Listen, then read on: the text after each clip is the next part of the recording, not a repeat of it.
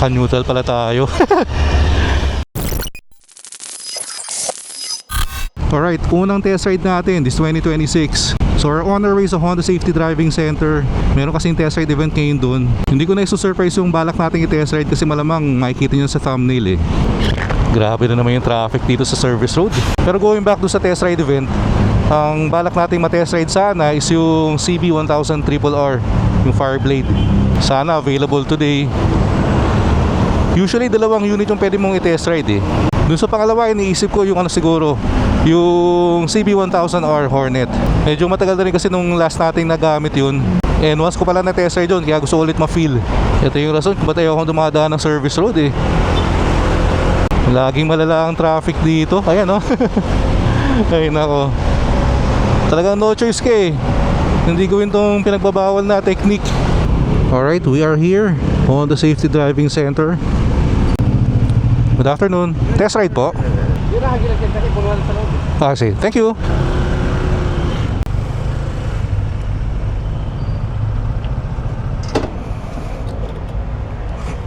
Alright, so nandito na tayo sa Honda Safety Driving Center. Sakto naman yung dating natin. Medyo marami na rin nakapark oh. Marami rin magte-test ride siguro. Alright, let's go. So sa mga hindi familiar, ito guys yung Honda Safety Driving Center. Nagtuturo sila dito 4 wheels, 2 wheels. Dito ako nag-aral magmotor eh. Tingnan natin kung ano yung mga bikes na nandito. And guys, may promo pala kay Honda. So until January 31, may mga big discount sa big bike. Dito sa CL 500 and Hornet 500. And meron din palang discount sa NX, CBR 500, CBR 650R, and sa Fireblade. Ito guys yung Fireblade, sana matry natin mamaya. Yung may Africa Twin, CB 650R E-Clutch, NX 500, the Africa Twin ulit, DCT, CBR 650R, may XADV rin. Ito guys yung Rebel 1100, sobrang okay din to. Na-try ko dati yan eh. Ito kasing XADV, ilang beses natin nagamit to eh. Ang ganda ng upuan nito ah. Exciting to guys. Matagal pa tayo. Pila kasi.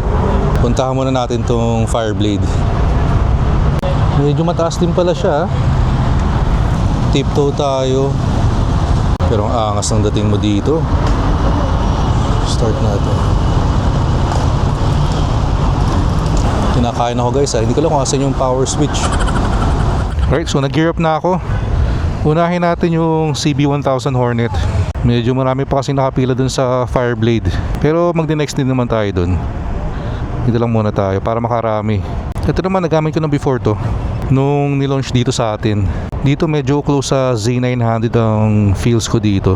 Pag pinupuan natin, mababa lang siya guys. Minimal tiptoe. Dalawang papa yung nakababa dyan ha. Pag nag 1 foot down ako, yan flat foot naman. And magaan lang din tong 1000 Hornet. And sabi ko nga nung unang beses ko na try to, for me, pwede to sa beginner. Basta hindi ka mote yung disiplinado sa throttle. Yung panel naman ito, same lang sa mga road sync models. Yung sa CB650R, even dun sa PCX road sync eh. Same din ang mga switches dito sa handlebar. And for sure, pareho din yan sa lalabas na ADV 160 road sync. Hem. Lalabas na daw yun soon eh. Start natin. Alright. Stock na stock yung tunog eh, no? Ang na-try muna sir is wala pa, no? Wala pa po. Hornet muna? First. Okay. So ito guys yung mga kasabay natin. Syempre Hornet sa atin.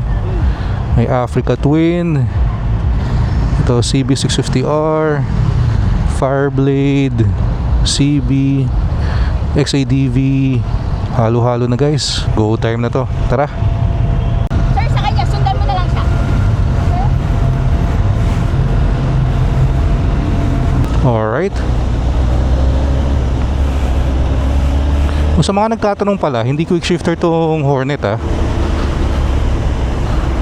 Palayin natin siya para makabakbak tayo konti.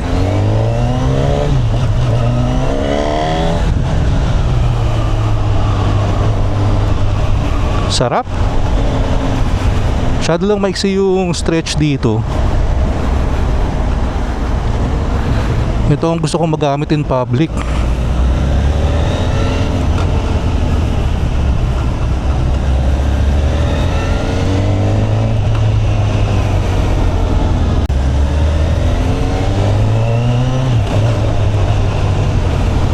For me, ang talagang direct competitor nitong Hornet is yung Z9 eh. Halos pareho yung mararamdaman mo eh. Para sa akin itong CB1000R Hornet, hindi mo masyadong ma-appreciate dito sa ganito kaliit na course. Siguro kung balak mong bilhin, ma-feel mo lang yung bigat, yung handling, yung power. Pero kailangan kasi medyo mas mahaba yung stretch para mas ma-appreciate mo talaga.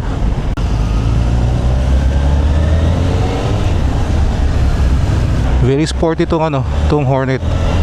Mafe-feel nyo to pag sa mga kurbada. Ayun ang gusto ko sa mga naked bike eh. Hindi kasing sakit sa likod tulad ng mga sport bike. Pero in terms of yung pagiging agile naman and maneuverability, tama ba yung term na yun? Yan, madali naman. Kumbaga maliksi.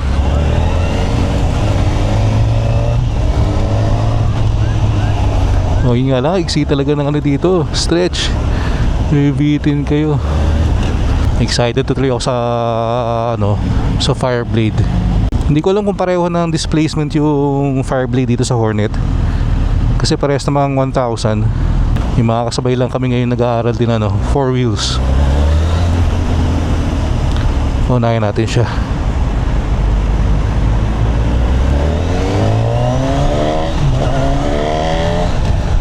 Sarap. Kahit segunda pa lang feel mo na eh. Yan yung power niya, ramdam mo. Pero hindi hindi overwhelming. Yung hindi nakakatakot na power. Hindi yung tipong gugulatin ka. Alright.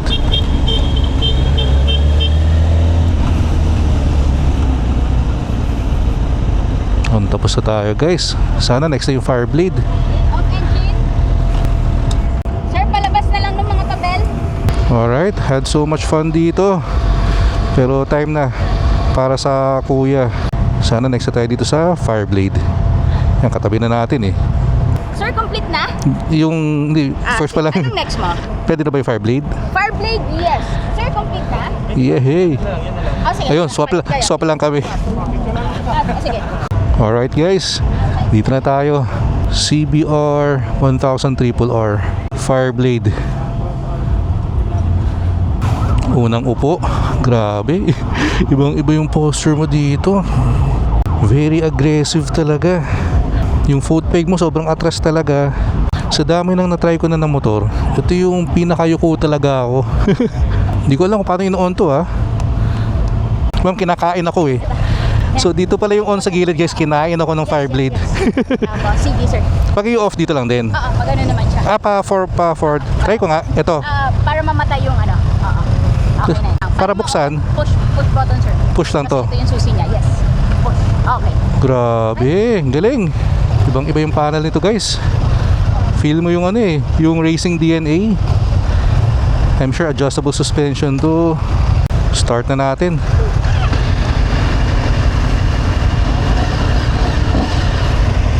Ang taas talaga ng pako dito, naninibago ko yan guys Yan yung shifter Alright. Solid. Ang sarap dali nito guys, itong Fireblade. Hindi ko nga alam may imagine sa long ride to. Yung quick shifter. Good luck sa likod mo tsaka sa liig.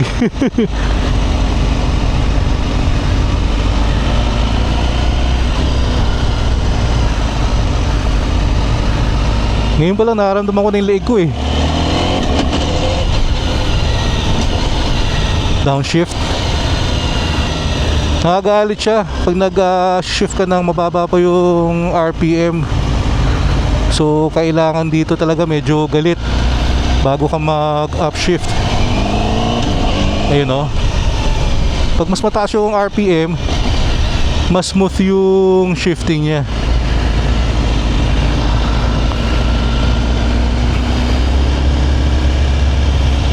Naninibago yung leeg ko dito.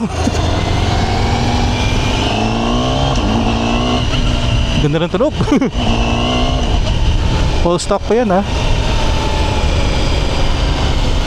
Alright, ito Honda Gaming.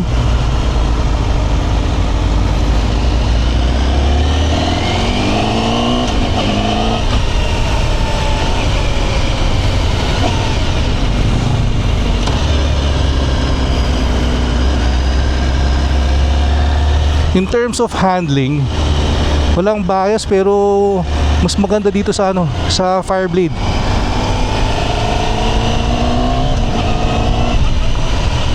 Pag lumiliko ka dito, sobrang effortless. Parang kung saan niyang ginagawa for you eh.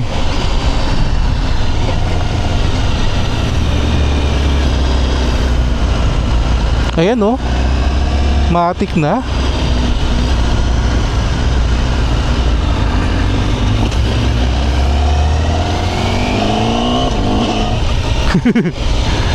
Gusto talaga niya mataas yung RPM pag mag-shift.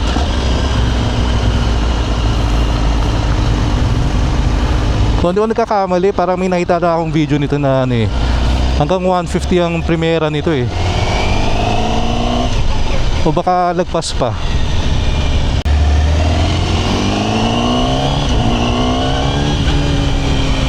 Yan, ramdam mo rin yung brake nito. Konting tapik lang eh. Pero to be honest, ngayon pala sumasakit na yung leeg ko ah. Sandali ko palang gamit. Hindi talaga ako sanay sa mga yung sobrang sport bike ang posture mo. Ayan guys, pag piniga mo talagang yung power matic.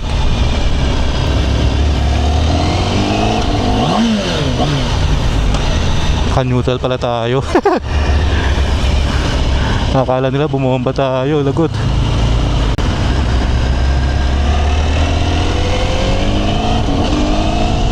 Tumatalon to. Alright. Sobrang solid na experience guys. CB1000RRR Fireblade. Alright.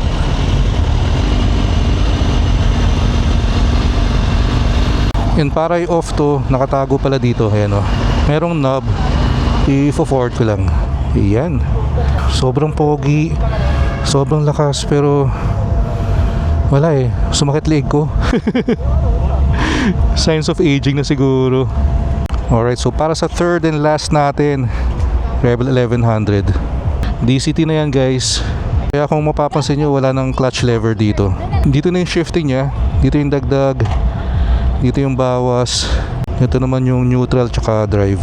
Pwede ka mag-automatic, pwedeng manual. Dito naman sa Rebel, nasa gilid yung susi. Ito yung panel niya, simple lang, diba? Bilog lang. Talagang kita mo lang yung mga basic na dapat mo makita. Seryoso, kala ko mag-stiffneck ako dun sa dun sa Fireblade. Ako lang siguro yun, talagang mabilis mangalay yung leeg ko eh. Tara guys, start na natin. Pakinggan nyo to guys ha.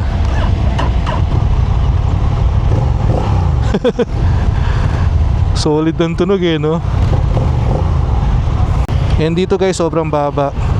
Flat foot ako, dalawang paa. Sobrang laki ng bend sa tuhod. And I'm 5'8". Kaya talaga to, ito yung friendly sa mga shorter riders. To drive. Dito sobrang komportable yung leeg ko. Sobrang upright mo eh oh. Mag-automatic lang muna tayo. Or DCT pala. Ito ang masarap pang long ride. Okay pa rin naman yung handling nyo oh. Kahit cruiser ah. Oh.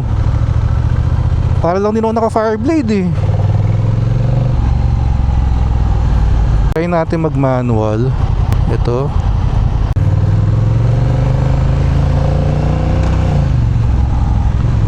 So kung gusto mo mag upshift, dito lang sa taas na na switch.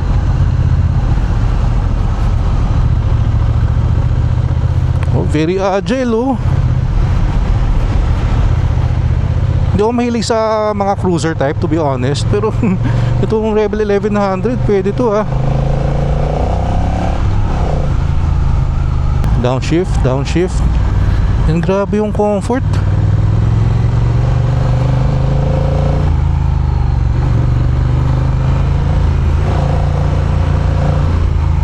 Naka-manual pa pala ako. Balik natin sa automatic or sa DCT. Gusto ko lang i-feel tong ride na to. Kumbaga chill ride lang. To be honest, parang nag-i-enjoy pa ako dito sa Rebel 1100 kaysa doon sa Fireblade. Pero again, kasi nga baka tumatanda na ako. Yung sa mga mas batang riders, for sure sobrang may enjoy nyo yun, yung Fireblade. Ba't ngayon lang namin dinaanan to? Sarap sana dito nung naka Fireblade ako. Pero kita nyo naman, kahit Rebel kayang kaya. Oh,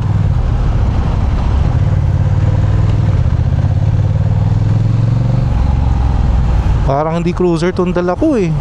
Sa mga nagtatanong pala kung pwede kang bumomba dito sa Rebel 1100, since DCT nga, ang sagot eh hindi pwede. Although meron namang neutral dito, pero hindi ka pwede mag neutral pag umaandar. Eh syempre kung naka-gear ka naman, oh, hindi ka pwedeng bumomba, baka tumalon tong motor. Nasa time na kasi ako ngayon na mas mahalaga sa akin yung comfort eh. Grabe yung comfort dito guys, Rebel 1100. Hindi ko akalain kasi parang third option ko lang to eh. Kasi una akala ko dalawa lang yung pwede namin gamitin. So sabi ko yung Hornet tsaka yung Fireblade. Eh nung may third pala, nag-isip lang ako. Sabi ko sige na nga, itong Rebel 1100 na lang. Pero dito pa ako mas pinaka nag-e-enjoy. Sobrang magsishine tong Rebel sa mga long ride. Feeling ko grabe, wala kang kangalay-ngalay dito. Tamang-tama lang yung height ng handlebar. Sobrang upright mo. Para ka lang nakaupo sa sofa eh. 90 degrees din yung legs mo.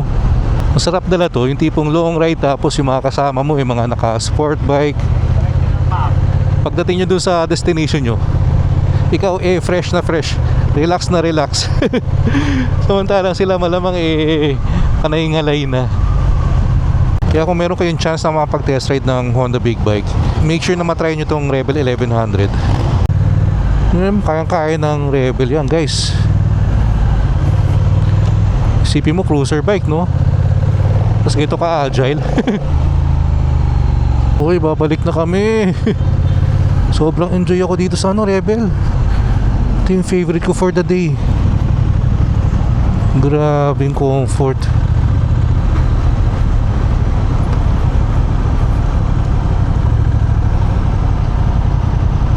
Sobrang solid guys. Panalo. Alright, had so much fun. That's it guys, tapos na natin yung tatlong test ride, Hornet, Fireblade, and Rebel 1100. Kayo guys, kung bibigyan kayo ni Honda ng isa, anong pipiliin nyo? Alright, so again, maraming salamat Honda Philippines for setting up yung mga ganitong klaseng event. And sa mga gustong makatest ride din ng Honda Big Bike, regular naman lang ginagawa yan. Follow nyo lang yung Honda Motorcycles Philippines na page sa Facebook, kasi doon nila pinopost pag mga may ganyang event. Sobrang overwhelming nung nakasakay ako ng nung Fireblade.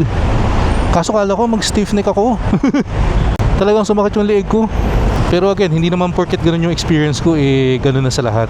Kumbaga hiyang-hiyang lang talaga sa motor yan. Pwedeng kung saan ako komportable, baka sa iba naman di sila komportable, di ba? Pero sa akin ang nag-shine talaga dun sa event na yun, yung Rebel 1100. Sobrang sarap gamitin. Sinabi ko nga kanina, hindi talaga ako fan ng mga cruiser bike. Pero kung magkakaroon ako, for sure yung Rebel 1100 yun. Pero syempre, kung meron naman akong budget pang bili ng Rebel 1100, malamang sa malamang XADV na yung kukunin ko. Hindi ko lang tinest ride kanina kasi talagang ilang beses ko nang nagamit yung XADV.